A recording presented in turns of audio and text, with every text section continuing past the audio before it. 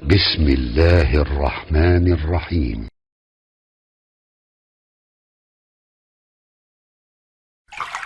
Anda yang di birokrasi sekarang banyak orang, saya tuh bingung ya. Kalau masa-masa pemilihan tuh banyak mengerjakan hal yang tidak perlu. Padahal kata Quran itu, di Quran surah 3 ayat 27 kan jelas. Dari 26 sebetulnya sampai 27-nya. Jelas.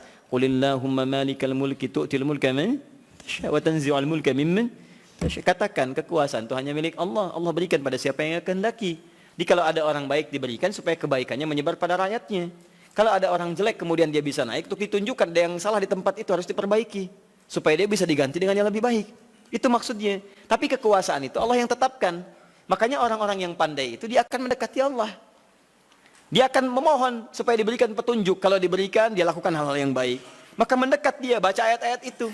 Sebetulnya kepala-kepala yang calon pilkada, calon pemimpin dan sebagainya, calon kepala daerah dari mulai yang ringan sampai yang besar, kalau dia paham tentang ayat itu dia bangun malam, dia minta petunjuk kepada Allah. Itu titipan.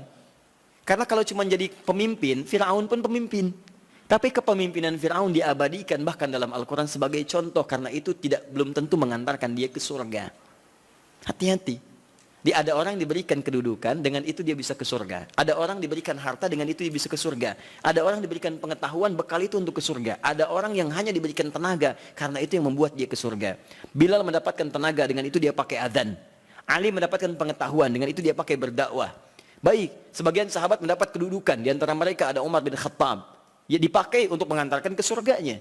Yang harta benda seperti Abdurrahman bin Auf. Tapi jangan lupa ada Firaun yang pernah mendapatkan kedudukan, diberi contoh tapi tidak bisa mengantarkan ke surganya.